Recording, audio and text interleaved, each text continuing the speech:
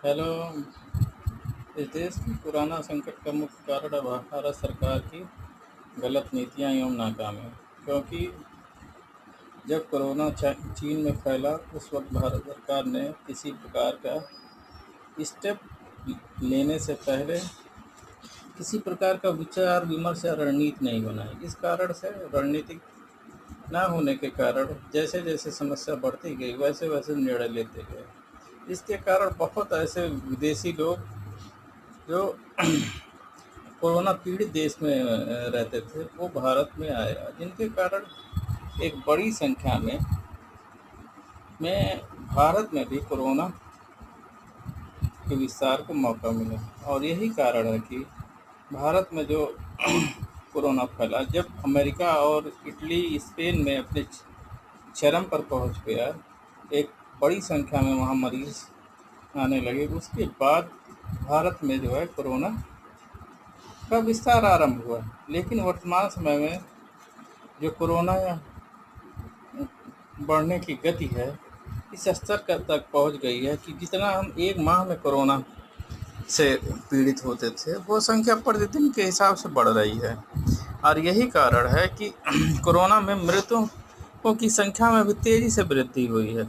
जहां एक तरफ कोरोना के कारण भारत में लॉकडाउन के कारण अर्थव्यवस्था जो है एक तरफ से ठप पड़ गई, वहीं दूसरी तरफ अर्थव्यवस्था पर अतिरिक्त व्यय के कारण जो है भारत की आर्थिक स्थिति स्थिति थोड़ा सा नकारात्मक हुई, जिसके कारण भारत सरकार के सामने अब समस्या यह है कि किस प्रकार से लॉकडाउन से बाहर निकला जाए और अर्थव्यवस्था को पटरी पर लाया जाए। और दूसरी तरफ समस्या यह है कि किस प्रकार से कोरोना की बढ़ती हुई संख्या को रोका जाए।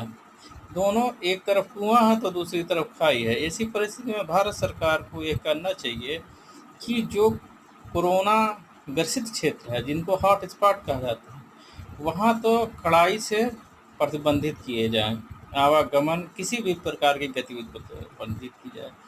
परंतु जिन क्षेत्रों में कोरोना नहीं है वहाँ जो है सोशल डिस्टेंसिंग के साथ, कड़ाई के साथ जो है प्रिकॉशन मेजर के साथ जो है आर्थिक गतिविधियां आरंभ की जाएं। भारत एक ऐसा देश नहीं है कि जो है महीनों 5-6 महीने तक अपनी आर्थिक गतिविधि ठप करके जो है सरवाइव कर सकता है। भारत अमेरिका नहीं है कि जो है जिसकी जीडीपी जो है 1 ट्रिलियन अगर एक साल में निगेटिव चली गई तो तब भी सरवाइव कर जाएगा। भारत की जीडीपी की समस्या ये है कि भारत को विकास भी चाहिए और जो है इस बीमारी से मुक्ति भी चाहिए। इसीलिए भारत में आर्थिक गतिविधियां आरंभ की जानी चाहिए और इन गतिविधियों के साथ प्रिकॉशन मेजर के नियम बनाए जाएं, कड़े नियम बनाएं और इनको कड़ाई से लागू किया जाए। धन्यवाद।